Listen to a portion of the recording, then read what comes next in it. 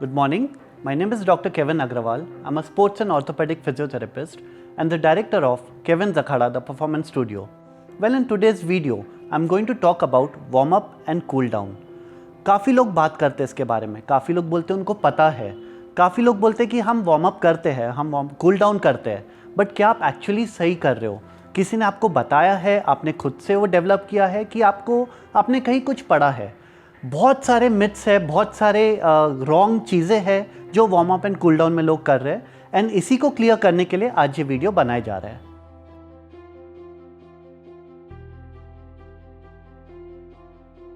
So warm up होता क्या है?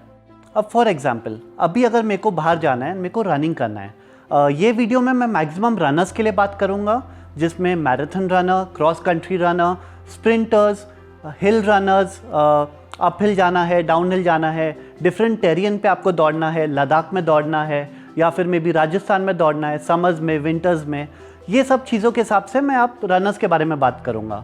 सो वार्म अप होता क्या है? फॉर एग्जांपल अगर मेरे को बाहर जाके रनिंग करना है, एट प्रेजेंट मेरी बॉडी एक स्टेट ऑफ रेस्ट पे है, मीन्स मेरा हार्ट रेट, मेरा ब्रीदिंग कैपेसिटी, मेरे जो ऑर्गन्स है, मेरे मसल्स है, ये सब एक बेसिक लेवल पे चल रहे हैं क्योंकि उतना डिमांड नहीं है बॉडी का।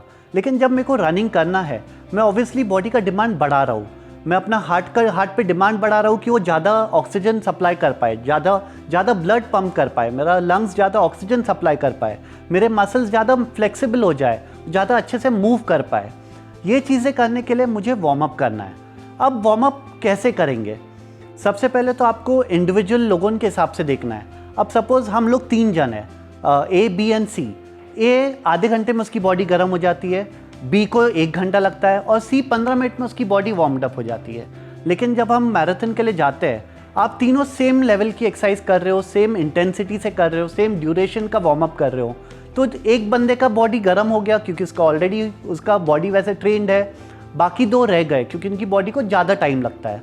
इसलिए हमेशा इंडिविजुअल के हिसाब से वार्म अप। अब वार्म अप कब होगा? मेरे को कैसे पता चलेगा कि मेरी बॉडी गर्म हो चुकी है? मेरे को हल्का हल्का पसीना आना चालू हो जाएगा, मेरे को ऑटोमेटिकली वो फीलिंग आएगा कि हाँ मेरी बॉडी फ्री हो गई है, मेरे जॉइंट्स अच्छे से मूव कर पा रहे हैं, मेरे मसल्स रिलैक्स्ड है, मेरी ब्रीदिंग अच्छी हो पा रही है, मेरे को हल्का सा हार्ट रेट फील हो रहा है, मेरे को मेरा पल्स रेट फील हो रहा है। वार्म अप में भी बहुत सारे तरीके होते हैं। एक होता है जनरल वार्म अप, जिसमें आप नॉर्मल जॉगिंग, डायनेमिक स्ट्रेचेस, हल्का सा मोबिलिटी, मूवमेंट्स, ये सब आप कर सकते हो। एक होता है स्पोर्ट्स स्पेसिफिक वार्म अप। अब अगर आप एक 100 मीटर रनर हो, स्प्रिंटर हो, या 1600 मीटर स्प्रिंटर हो, अगर आप एक मैराथन रनर हो जिसमें आपको 21 किलोमीटर दौड़ना है या 42, अब बॉडी का requirement is different because you are running, but you are running in different formats. आपकी बॉडी का demands are different for different formats. एक स्प्रिंटर को जो उसका वार्म अप रहेगा वो ज़्यादा रहेगा, उसकी बॉडी ज़्यादा गर्म करना है, उसकी बॉडी ज़्यादा अच्छे से प्रिपेयर्ड रहना चाहिए बिफोर ही रन्स, क्योंकि बहुत कम ड्यूरेशन में उसको बहुत सारा परफॉर्म करना है। वेराज अगर एक मैराथन रनर या अल्ट्रा मैराथन रनर जिसको 42 किलोमीटर दौड़ना है या जिसको 100 किलोमीटर्स दौड़ना है, इन लोगों को इनका वार्म अप थोड़ा कम होना चाहिए क्योंकि इनका जो डिमांड है, जो इनका स्पोर्ट जो डिमांड करता है बॉडी में, बहुत लंबे ड्यूरेशन के लिए वो डिमांड करता है। फिर आता है body specific warm up. Body specific warm up मतलब एक स्प्रिंटर के लिए हर एक जॉइंट ज़्यादा वार्म अप करना पड़ेगा, ज़्यादा मूवमेंट्स करना पड़ेगा, वेराज एक मैराथन रनर को थोड़ा कम करना पड़ेगा, जैसे मैंने पहले कहा। फिर आता है मसल वर्सेस जॉइंट। आप जब स्ट्रेचेस करते हो, आप बेसिकली आपके मसल्स एंड सॉफ्ट टिश्यू को स्ट्रेच कर रहे हो। अब अगर सपोज फॉर एग्जांपल मेरा थाई मसल का मैंने स्ट्रेचिंग किया लेकिन मेरा नी जॉइंट स्टिफ है, वो काम करेगा नहीं। तो आपको स्ट्रेचिंग के साथ मोबिलिटी, जॉइंट मोबिलिटी भी करना है एंड बहुत अच्छे से करना है, हर एक जॉइंट के लिए करना है। जैसे कि मैंने कहा कि कितना वार्म अप करना। फॉर एग्जांपल अगर मैं समर्स में रनिंग करने वाला हूँ तो मेरे को पता है समर्स है, गर्मी है, मेरी बॉडी जल्दी गर्म हो जाएगी, तो मेरा ड्यूरेशन ऑफ वार्म अप थोड़ा कम रहेगा। वेराज अगर विंटर में रनिंग करना है तो मुझे ज़्यादा वार्म अप करने की ज़रूरत है क्योंकि ठंडी के कारण मेरी बॉडी जल्दी गर्म नहीं होगी। एंड एक और क्वेश्चन आता है कि मेरे को नहाना चाहिए क्या बिफोर रन, आफ्टर रन, मेरे को जैकेट पहन के जाना चाहिए क्या? बहुत सारे मैराथन इवेंट्स में जब मैं भी पार्टिसिपेट करता हूँ, मैं काफ़ी लोगों को देखता हूँ कि वो लोग अपना नॉर्मल टी शर्ट में ठंडी में सुबह 5 बजे वहाँ खड़े रहते हैं।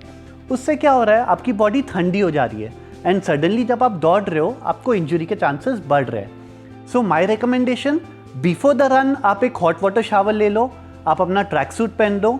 जब आपका वार्म अप हो जाएगा एंड जब just before the race, just before the run आप वो जैकेट निकाल लो एंड यू गो रन। एक बार आपका रन खत्म हो गया, आप वो जैकेट वापस पहन लो and then you cool down. So अब नेक्स्ट क्वेश्चन आता है, what is cool down? Cool down मतलब जैसे मैंने कहा, आपका बॉडी रेस्ट पे है, आपने वार्म अप किया, आपका बॉडी डिमांड बढ़ गया, आपने रन किया, आपकी बॉडी और ज़्यादा गर्म हो गई, डिमांड बढ़ गया। अब ये तो आपका नॉर्मल नहीं है, आपका नॉर्मल तो नीचे रेस्ट पे है। सो यहाँ से आपको उसको रेस्टिंग फेज पे लाना है। This phase is called cool down. So cool down important है, बहुत लोग इसको स्किप करते हैं। वार्म अप तो भी लोग कर लेते हैं, कूल डाउन पे बहुत लोग स्किप करते हैं एंड यहीं पे इंजरी होती है। अगर आपकी बॉडी कूल डाउन नहीं हुआ, आपके जो ऑर्गन्स है, आपका लंग्स है, आपका जो हार्ट है, वो बहुत प्रेशर के अंदर है और इससे आपको काफ़ी डिसीजेस हो सकते हैं, इंजरी के चांसेस हो सकते हैं, worst case scenario heart attack भी आ सकता है। So cool down is also equally important.